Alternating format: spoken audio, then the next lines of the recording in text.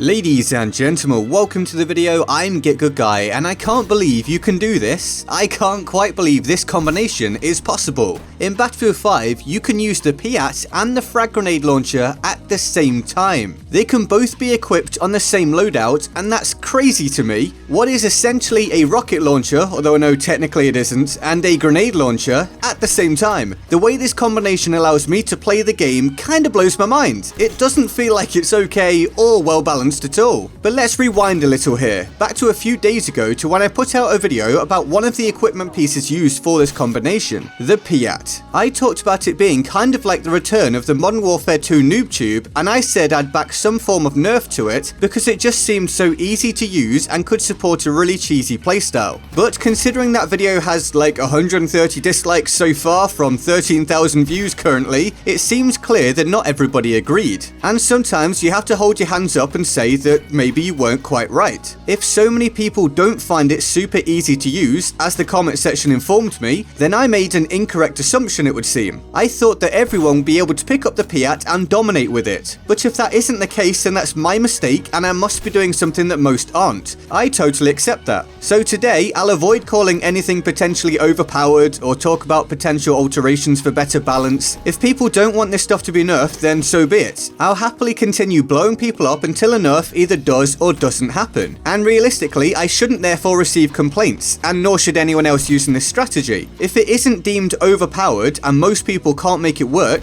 then I or whoever is using it well must be displaying some form of skill, and thus it makes my or your using of this strategy perfectly fine. Now, the main criticism I received on my Piat video was people saying you need to hit very close to the target for kills against infantry and you only get 2 or 3 shots, so people don't find the Piat very forgiving. So, how about pairing it with the frag grenade launcher for a total of 4 to 6 shots, depending upon if you've been to a resupply station, and the ability to fire one and quickly switch to the other to get your second shot off super quickly. That must sound pretty powerful to almost everyone now. Or maybe not to everyone, I don't know anymore, but it certainly is to me, and therefore undoubtedly to some of you out there. So, as I just alluded to, you spawn in with 2 shots for each piece of equipment, and you can grab 1 more for each from a resupply station, allowing for a total of 6 across both the Piat and the frag launcher. Now, this seems like a lot to me, especially as you can keep going back to resupply stations for essentially infinite ammo, and you can partially resupply from support ammo crates, although barely anyone uses them. But if you're running around with a friend or friends who use support and they want to throw on the crate, then I imagine you could be up to your ears in explosive ammo, allowing you to boom the opposition many times over. Having that much ammo also gives you more freedom to take lower percentage shots without worrying about running out. You can of course also use shots and still have some for anti-vehicle use. You can open engagements with your explosives and finish off the weak enemy, and lots more. Basically, you can retain your anti-tank capabilities, your vehicle demolition abilities, and all of the stuff I talked about in my Piat video, whilst having projectile grenades on your other equipment piece. Honestly, it's like being some explosive comic book villain. Now, something else that was brought up when I talked about the Piat, which was a good point, is that because I said the footage was from one play session, it didn't constitute being enough evidence. And I saw the logic in that, but I overall disagreed. But purely because I know just how effective it was for me. I don't blame people for thinking that without having my personal experience of it, and it's something I should have thought of. But I have continued to use it since then, plus getting this footage for today's video, and it's remained disgustingly successful. In fact, again, all of the footage for this video I made sure to grab from just one play session, just to show how many clips are possible in a fairly limited amount of time. It's not clever editing, it's not grabbing footage for days or weeks on end and splicing it all together, and in fact it's only been a few days since I made the Piat video, and I've since uploaded a couple of videos as well, so I haven't had time to play super extensive amounts. This is just how effective the combination can be if you utilize them effectively. And I'm not just running around getting destroyed doing this in between the clips I'm showing. It's a genuinely viable strategy if you know what you're doing. This session even pushed my overall KD up,